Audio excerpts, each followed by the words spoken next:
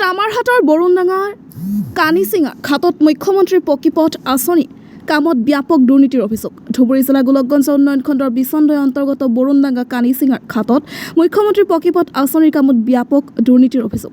2022-2023 বিত্তীয় বৰ্ষত মুখ্যমন্ত্ৰীৰ পকীপথ আঁচনিৰ অধীনত 19,67,000 টকা ব্যয় সাপেক্ষে মুখ্যমন্ত্ৰীৰ পকীপথ আঁচনিৰ অধীনত 2.900 মিটাৰ কামৰ চিচি ব্লকৰ কামৰ আবণ্টন দিয়ে।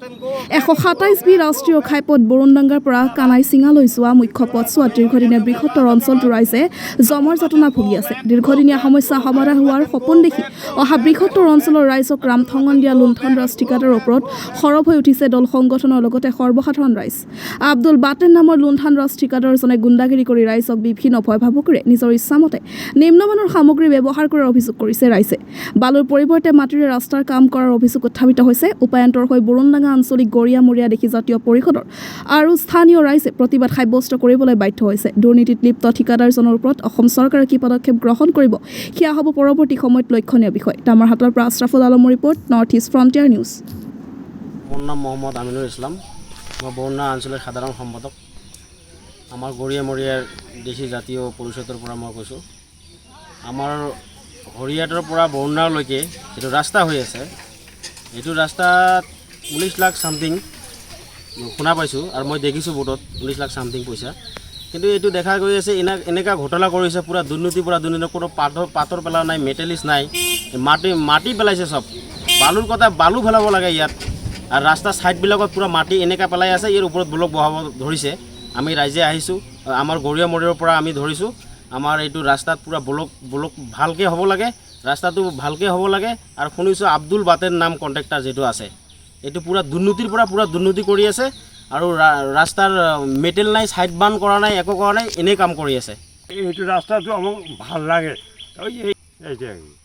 মই আর কি কম, ইলে তো বালু মাটি ইলে বালু নাহায়, ইলে আর গিট্টি ফেলা লাগে। ইয়াত ব্লক বসালে গিট্টি তো উঠি যাবে, এই যে বালু তো ব্লক তো উঠি যাবে। ঘটনা হয়েছে এটাই, খালি মানুষ সবাই মানে খালি দেখে ভাল লাগে। এটাই মানে ডিসি এসপি সবাই যাওয়া এসে করে, প্রেসিডেন্ট সবাই মিল থাকে। এলে সব হয়েছে চক্র। ঘটনা হয়েছে এই রাস্তার মানে এটা একটা কী হওয়া লাগে, তার মানে আমার এটা জাজমেন্টত যাব লাগে। যাওয়ার পাছত ভাল করে রাস্তাটা হওয়া লাগে। সেই অসম সরকার আমরা ধন্যবাদ দিতে যাচ্ছি, কারণ এটা ভাল ঠিকাদার পাঠাইছে। এমন সুন্দর একটা ঠিকাদার পাওয়াই না যায়, কারণ ভাল জ্ঞানী মানুষ। ময়া ঠিকাদাৰজনৰ নাম কি আছিল? আব্দুল বাতেন বুলি জানো, কিন্তু দেখা পোৱা নাই। আইসিয়ে না, কোনো সময় করে আইসিয়ে না। এটাই লেবারগুলোই আইসে। এনে আজি বোধহয় 6 মাস পরে আজি আসিল। আসি দেখলাম এটা রাস্তার কামিটি বন্ধ করলাম। বন্ধ করার কারণটা এটাই হয়েছে, কারণ আমাকে পাথর ফেলে দেওয়া হবে। পাথর ফেলার পরে মেটালিং হওয়া লাগবে, মানে রোলার টোলার পড়া লাগবে, তারপরে সেখানে ব্লক বসা খাবে। ইয়াত কি কোনো পাথর ফেলা নাই নাকি? আগের পিচ আছিল, পিচখান ভাঙি চিরিয়ে উমরে অল্প 1 ট্রাক্টর মাটি মানে 1 কিলোমিটার ফেলাল পাথরগুলো ফেলে এমনি করে থুছি। মোহাম্মদ শাহ আলম প্রধানী,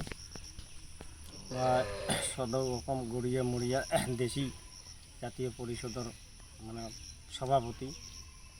আৰু মই এই ৰাস্তাটো লৈ ক'ব খুজিছোঁ যে এই ৰাস্তাটো আজি প্ৰায় 6 মাহ আগৰ পৰাই ৰাস্তাটো এনেকুৱা মানে ৰিপেয়াৰিং, আগৰ যোনটো কাম আছিল পিচ, এইটো পিচ ভাঙি সিহঁতে যিবিলাক মানে আগৰ যিবিলাক পিচৰ তলত যিবিলাক মেডেল আছিল, এইটো মেডেল সিহঁতে ইয়াৰ পৰা 3 কিলোমিটাৰমানলৈকে মানে অলপ কৰি পেলাই দিছে।